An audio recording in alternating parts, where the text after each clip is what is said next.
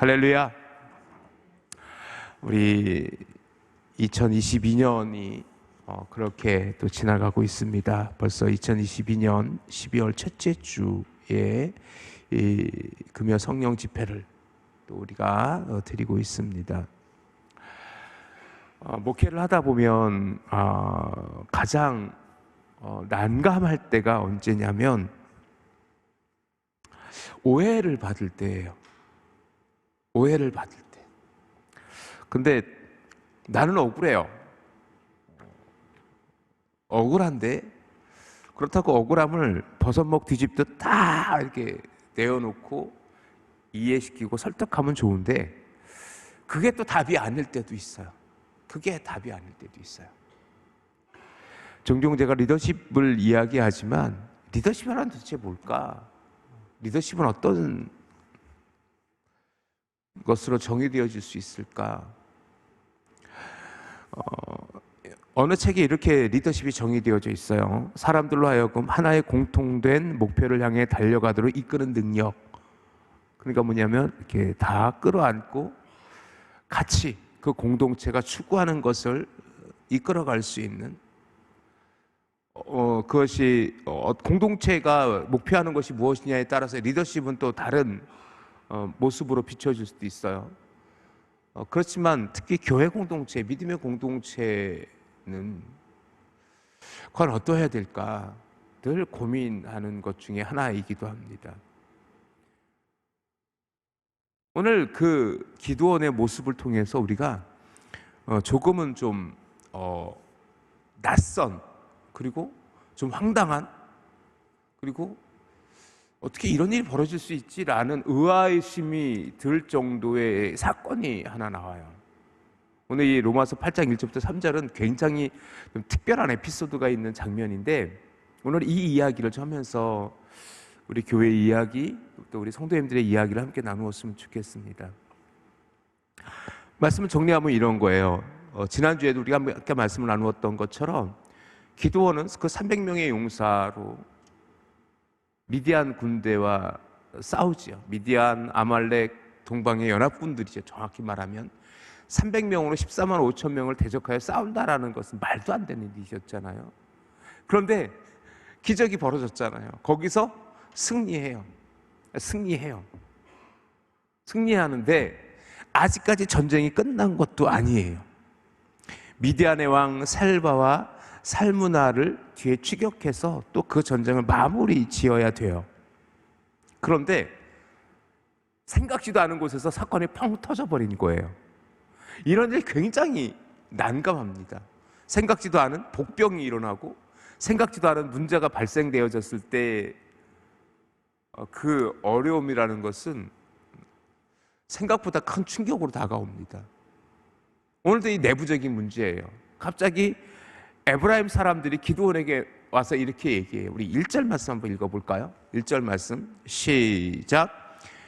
에브라임 사람들이 기드온에게 이르되 내가 미디안과 싸우러 갈 때 우리를 부르지 아니하였으니 우리를 이같이 대접함이 어찌 됨이냐 하고 그와 크게 다투는지라. 이게 농공행상이 되는 건지 에브라임 집하고 왜 갑자기 거기서 툭 튀어나오는지 잘 모르겠어요. 어쨌든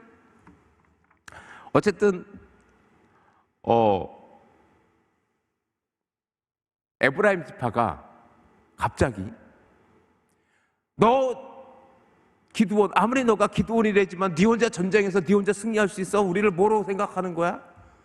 우리를 좀 무시한 거야? 이렇게 돼버린 거예요. 근데 실제적으로 전쟁은 이미 전쟁의 어떤 그 판결은 거의 기울었던 거예요. 이미 주도적인 어떤 전쟁의 승패는 갈린 상태이고 이제는 그 므낫세의 그 미디안의 왕들만 추격해서 싸우면 이제 전쟁은 끝이 나게 돼 있어요. 즉 뭐냐면 이미 승패는 갈린 상황에서 갑자기 에브라임 지파가 툭 튀어나와가지고 농공행상을 하는 거예요. 아니 우리도 이렇게 버젓이 있는데 또 기드온 아무리 너가 기드온이지만 나를 무시할 수 있어라고 툭 튀어나오는 것은 기드온의 입장에서는 황당할 수 있어요. 황당할 수 있어요. 분명히 처음에 이제 기드온이 전쟁을 하고 하나님의 신이 성령이 임하고 그에게 많은 이들이 나왔을 때에, 오늘 잠깐 우리가 좀 뒤를 좀 돌아볼게요. 7장으로 잠깐만 가보시겠습니까? 7장을 가면 34절 35절 잠깐만 보세요. 잠깐만 봅시다. 34절 35절에 여호와 영이 기드온에게 임하시니 기드온이 나팔을 불매 아비에셀이 그 뒤를 따라 부름을 받으니라. 여기서 아비에셀은 기드온의 그 지파예요. 기드온의 그 족속이죠. 기드온의 그 속한 족속이었어요. 그리고 기드온이 또 사자들을 므낫세에 두루 보내매 그들도 모여서 그들도 따르고, 또 사자들을 아셀과 스불론과 납달리에 보내매 그 무리도 올라와 그들과 그를 영접하더라. 이렇게 해서 여기에 에브라임 지파가 빠진 것은 맞아요. 빠진 것은 맞아요. 그것이 이제 어떤 그 팩트 체크예요. 빠진 것은 많아요. 그런데 그 당시 에브라임 지파는 어떤 지파였는지를 여러분 좀 이해해야 하면 도움이 될 수 있어요. 에브라임 지파는 어느 지파냐면 요셉의 둘째 아들이에요. 요셉의 둘째 아들. 요셉에게는 므낫세와 에브라임이 있었는데, 그 실제적인 요셉은 이스라엘 12아들 중에 11번째 아들이지만 야곱의 사랑하는 라헬의 아들 첫 번째 아들이기 때문에 장자권을 주장하는, 그래서 장자권은 늘 유다와 요셉이 나중에 이제 이스라엘 역사에서 장자권을 나눠 갖는 그런 형성이 되거든요. 그 실질적인 장자는 유다 지파지만 그 실질적으로 장자의 역할을 했던 지파는 에브라임 지파였었어요. 그리고 에브라임 지파는 어디에 위치해 있냐면 바로 아셀과 므낫세 그 바로 밑에 정중앙에, 이스라엘의 지도를 보면 정중앙에 지파, 그 땅을 차지했던 지파가 에브라임 지파였고, 그만큼 에브라임 지파는 프라이드가 있어요. 그래서 나중에는 이스라엘이라는 나라를 이야기할 때 에브라임아라고 하나님께서 부르시기도 해요. 즉 뭐냐면 에브라임은 그 이후에 이스라엘 역사에서 굉장히 중요한 역할을 하는 지파 중에 하나가 에브라임 지파였었어요. 그런데 지금 기드온은 이 미디안과의 전쟁에서 처음에 하나님의 영이 임하고 나팔을 불 때 우리가 좀 전에 읽었던 것처럼 그 당시 아셀, 스불론, 납달리, 그 당시 이 이스라엘 북쪽에 위치했던 지파들에게 사자를 보내기도 했었지만 분명히 에브라임 지파에 빠져 있는 것은 맞아요. 그렇지만 이제는 그 300명의 용사로 전쟁을 하고 나서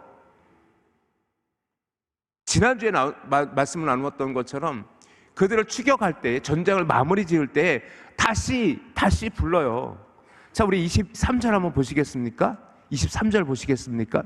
이스라엘 사람들은 납달리와 아셀과 온 므낫세에서부터 부름을 받고 미디안을 추격하였더라. 그렇게 다시 그 300명의 용사로 전쟁을 마무리 짓지 않아요. 300명으로 전쟁을 마무리 짓는 게 아니라 다시 처음에 32,000명의 그 이스라엘 지파들을 다시 불러서 전쟁을 마무리 지어 가요. 그런데 정확히 보십시오. 24절, 25절 한번 보세요. 특별히 24절 한번 보실까요? 같이 한번 읽어봅시다. 시작.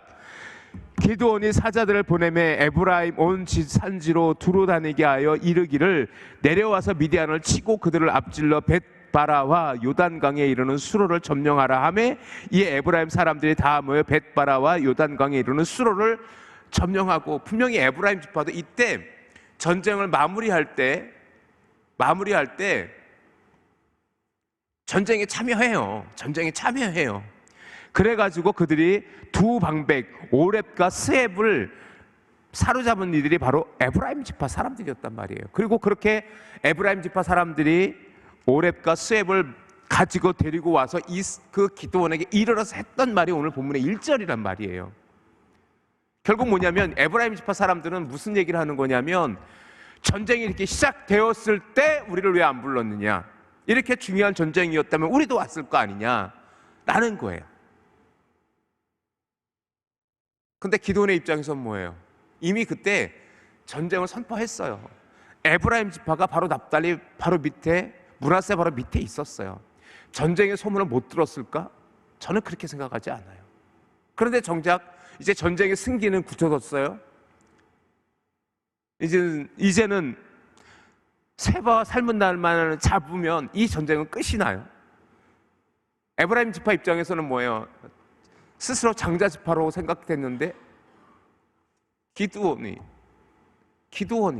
지금 그 모든 전쟁이 이끌어가고 있어서 가슴에 그 상처를 입었는지 몰라요. 자존심에 스크래치가 갔는지 몰라요. 그러니까 뭐예요? 섭섭한 거예요.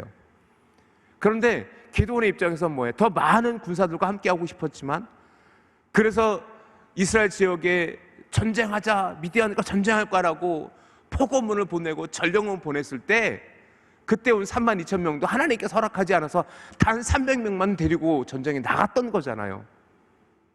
즉 뭐냐면 기드온도 답답한 거예요. 그것을 버선목 뒤집듯이 설명하면서 이렇게 됐어 라고 하면 어떻게 됐을까요? 아마 갈등은 더 심해졌을지도 몰라요. 전 여기서 기드온의 리더십을 보게 되는 겁니다. 기드온은 그 전쟁을 마무리함에 있어서 함께해요. 분명히 그 어떤 신학자는, 어떤 그 주석서에는 왜 기드온이 300명으로 마무리 짓지 못했느냐, 전쟁에서 300명이 항아리를 깨고 횃불을 들고 함성을 들고 나팔을 불 때 그 미디안 진영은 자중질환에 빠져서 서로가 서로를 죽이면서 전쟁은 일순간에 이미 판결이 나 버렸잖아요. 그 마무리도 끝까지 300명으로 전쟁을 했어야지 왜 기드온은 이 지파 저 지파 다 불러 모아서 이런 분란을 만드느냐라고 비판하는 학자들도 있어요. 그런데 저는 생각이 달라요. 그것이 하나님의 뜻을 어겼다라고 생각하지 않아요. 이미 전쟁은 기울었어요.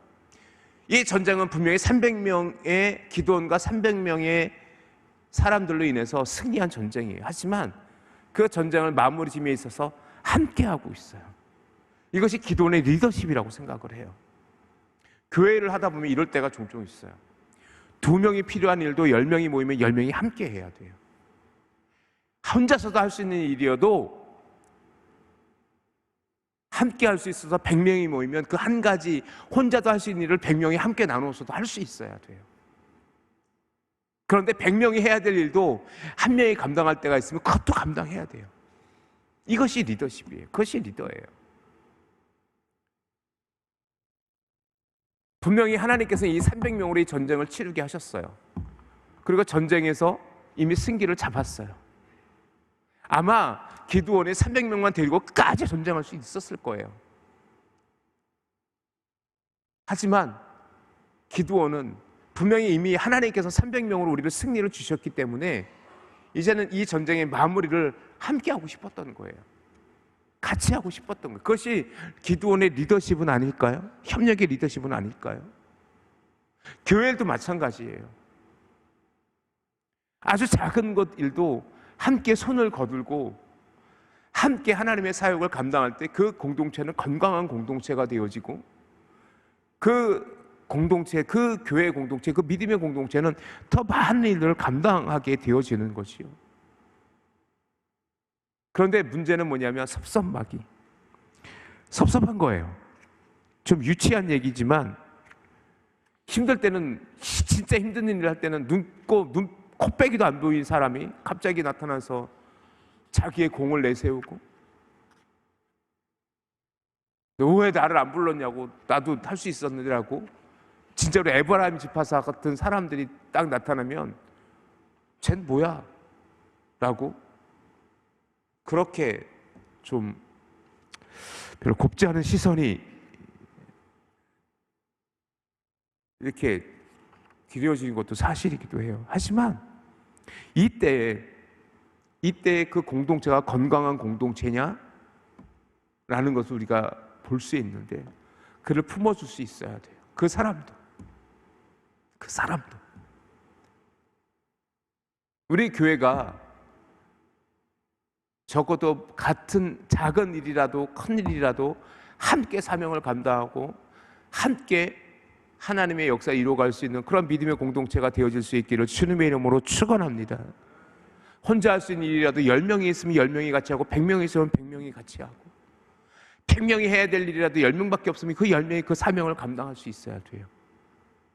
그것이 리더의 모습이고 리더십의 모습이고 그것이 건강한 공동체라는 사실을 기억하시기를 주님의 이름으로 축원합니다.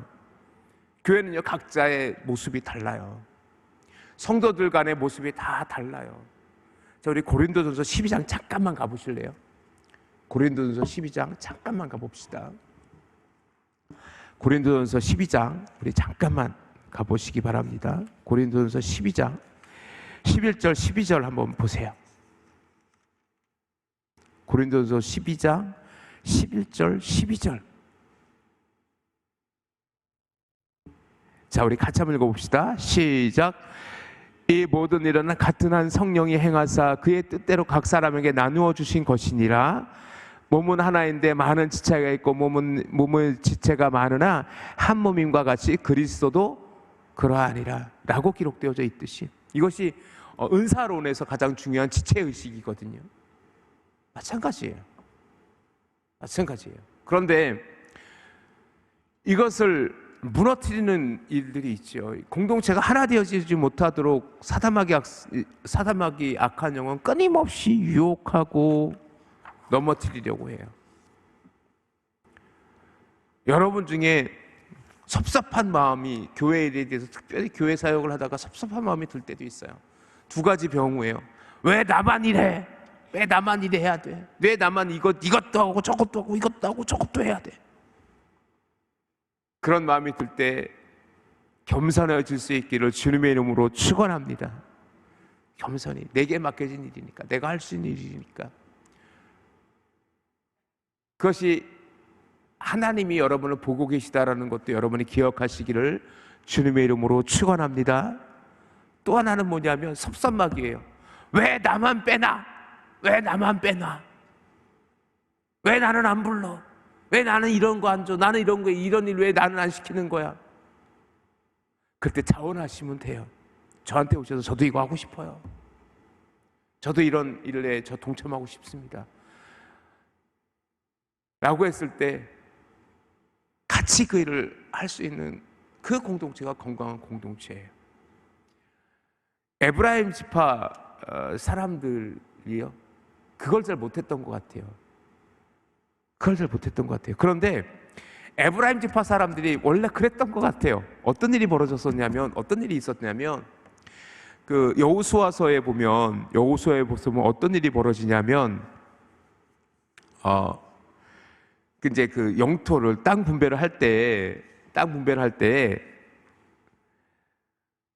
아니 우리는 큰 지파인데 왜 땅을 요거밖에 안 줘? 라고 불평을 하게 돼요. 에브라임 지파가 불평을 해요. 왜 우리에게는 이렇게밖에 안 주냐? 라고 했을 때 그때 여호수아가 이런 말을 해요. 우리 여호수아 17장에 보면 이렇게 나오는데, 여호수아가 다시 요셉의 족속 곧 에브라임과 므낫세에게 말하여 이르되 너는 큰 민족이요 큰 권능이 있은즉 한 분깃만 가질 것이 아니라 그 산지도 내 것이 되리니 비록 살림이라도 내가 개척하라 그 골짜기 내 것이 골짜기 끝까지 내 것이 되리라. 가나안 족속이 비록 철병거를 가졌고 강할지라도 내가 능히 그를 쫓아내리라 하였더라. 이것이 요셉의 두 아들 므낫세와 에브라임이었던 그 지파들에게, 특별히 에브라임 지파에게 했던 얘기예요. 이거 조금 더 부연하면 이거예요.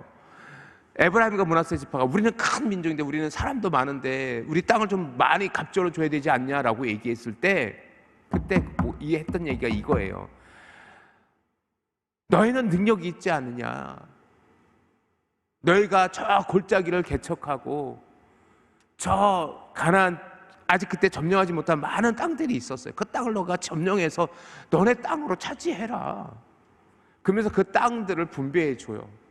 그래서 이스라엘 그 12지파의 땅 위에서 가장 많은 땅을 차지했던 지파가 므낫세 지파이고, 그리고 가장 중요한 중심의 땅을 차지했던 지파가 에브라임 지파였었어요.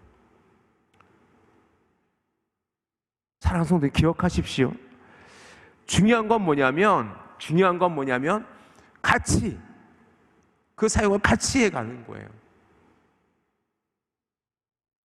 나 혼자 그 일을 감당한다고 해서 원망하고 불평할 것이 아니라, 나만 그 일에서 빠졌다고 섭섭해할 것이 아니라, 내게 주어진 직분을 잘 감당하고, 내가 조금 소외된 것 같고 나도 그 일도 할 수 있다면 차원하세요.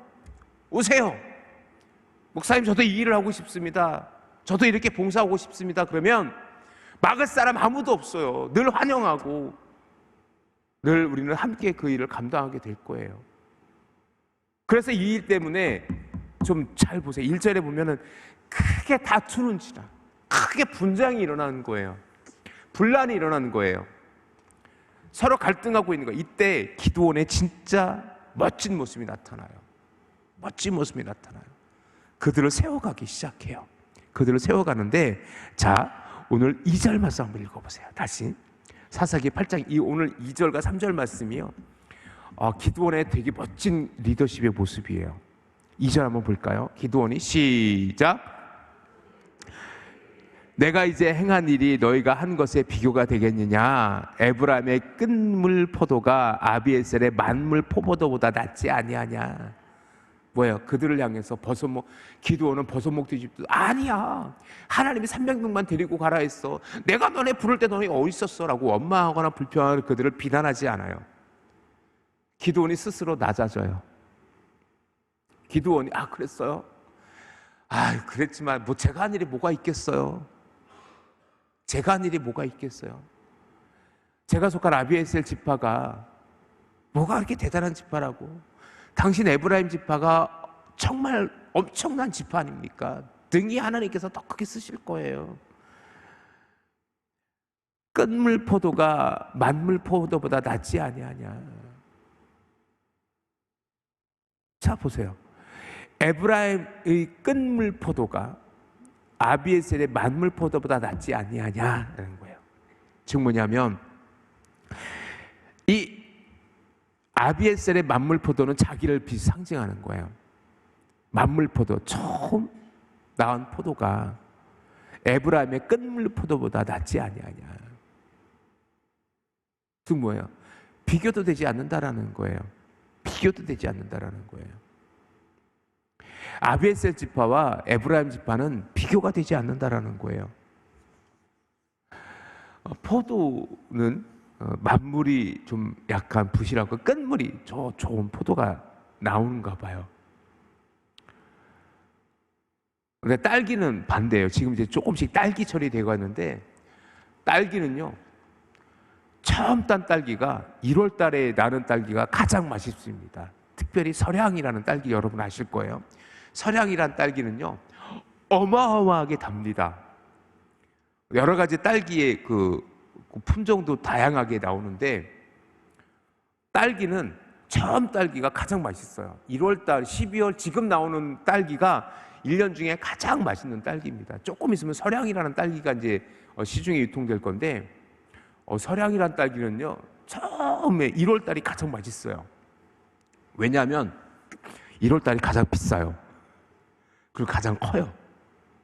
그리고 3, 4월에 되면은 그 기후 문제 때문에, 날씨 문제 때문에 딸기도 조그매지고 신맛이 강해요.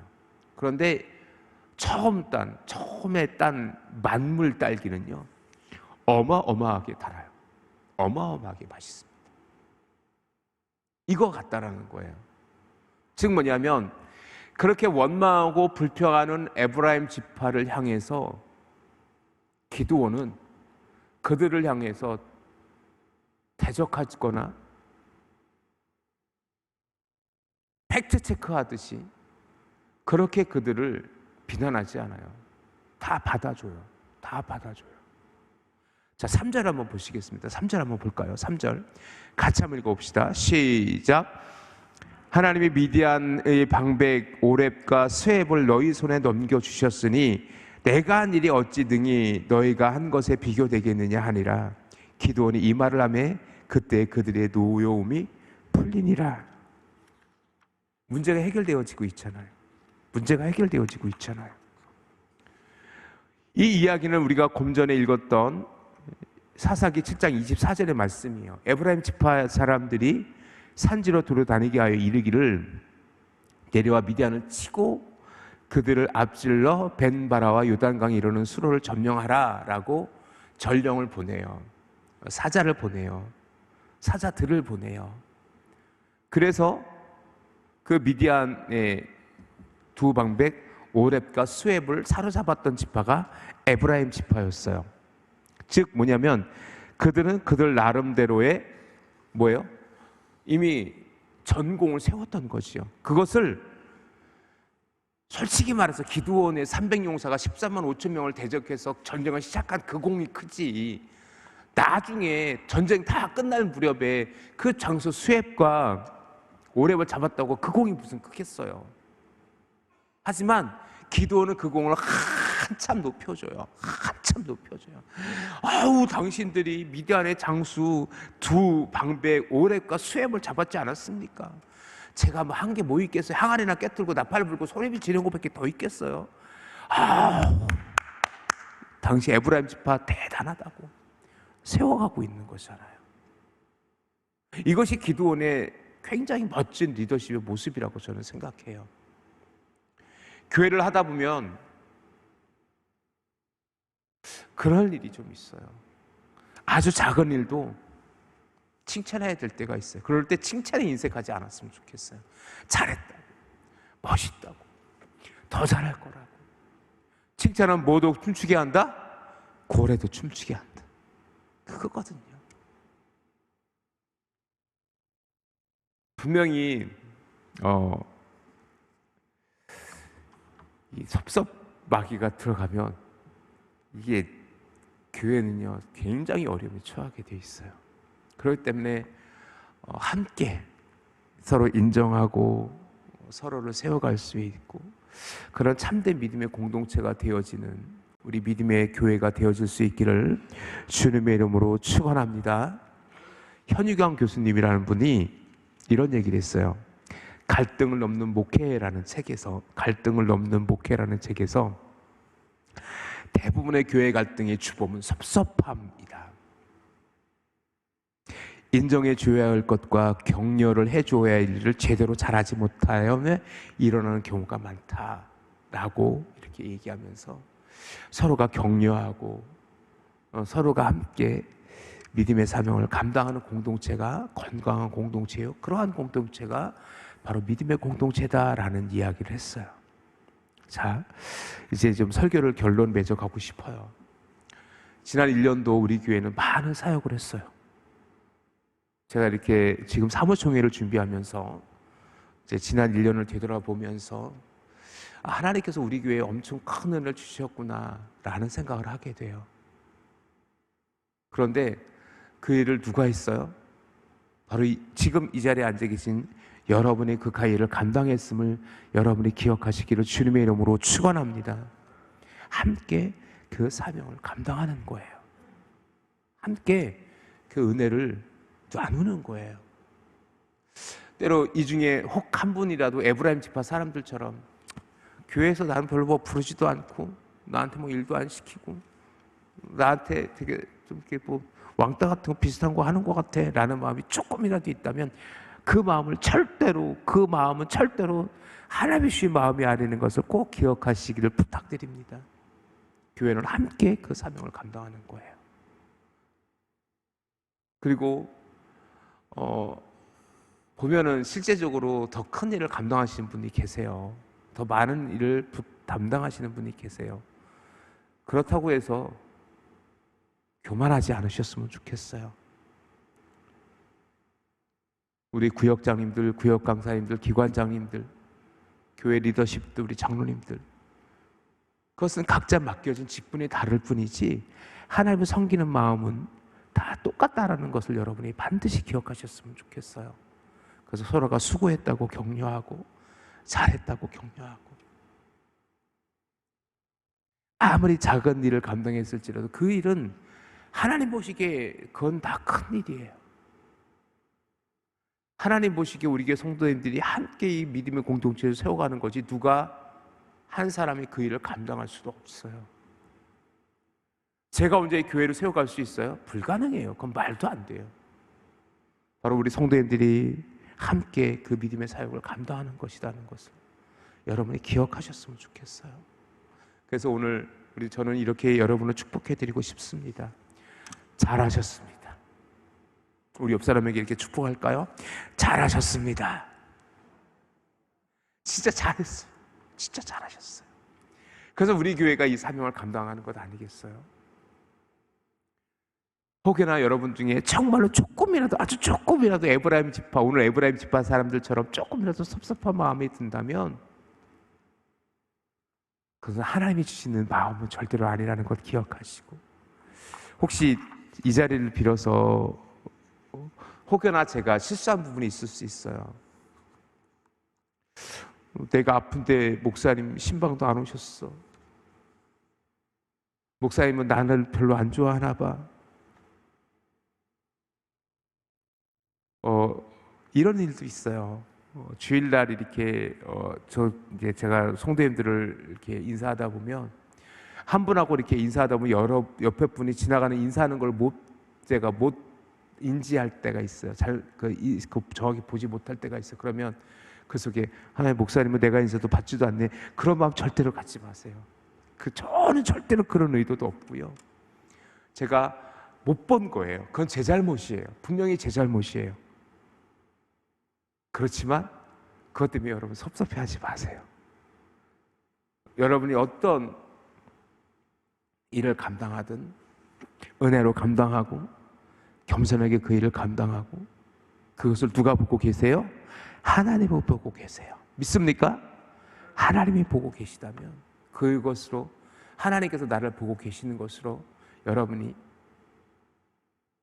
은혜를 경험하고 그 일로 감사하고 절대로 섭섭한 마음, 오늘 에브라임 지파와 같이 섭섭한 마음 들지 않게 하시고, 그때 그들의 노여움이 풀리니라라고 이렇게 에브라임이 그 노여움이 풀렸다라고 이렇게 기록되어져 있는 것처럼 여러분의 마음이 절대로 원망하는 마음이나 섭섭한 마음으로 끝나는 것이 아니라 그 마음을 오늘 말씀을 통해서 풀어가고 함께 믿음의 사명을 감당하고, 이제 2022년을 잘 마무리하고 2023년 더 큰 사명을 감당하는 저와 여러분 되어질 수 있기를 주님의 이름으로 축원합니다. 아멘. 아멘.